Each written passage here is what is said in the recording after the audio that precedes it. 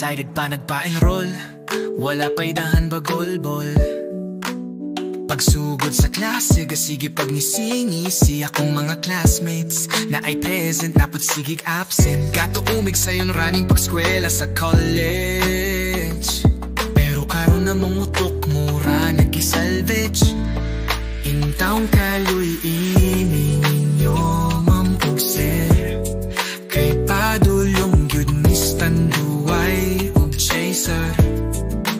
Dili jud mi dapat mag-abusar, kay aron sa inyuhang subject kami makapasar.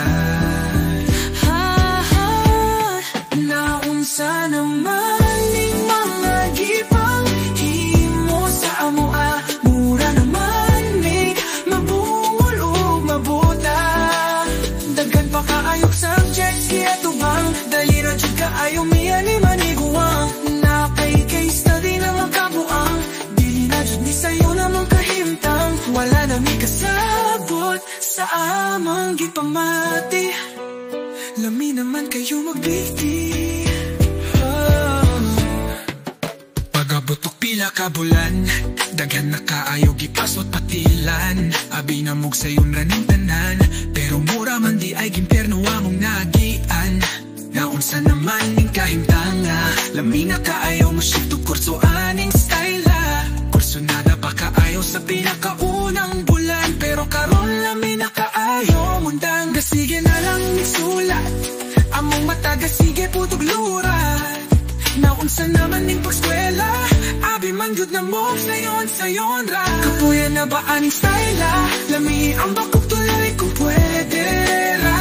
Kay study in taong kaluy ini, wala na mi tulog pila na kagabi. Labat na kaayo amo ang ulo, wala na mi kasulay ug danggo-danggo.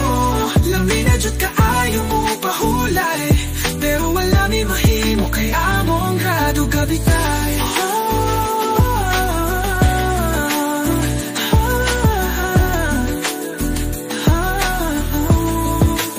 Ambot na lang jud ning pagskwela, halos mo tulo na ang luha sa kong mata. Unta makapasal mi karon sa semestera, aron makahumanis among pagskwela.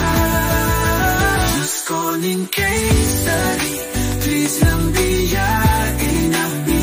Wala na mi ani ganahin, unta mamong sirkaloy mi. Hatagi lang unta mi na kong grado, kay gabi nakasakit sa among ulo. Amot lang asa mi po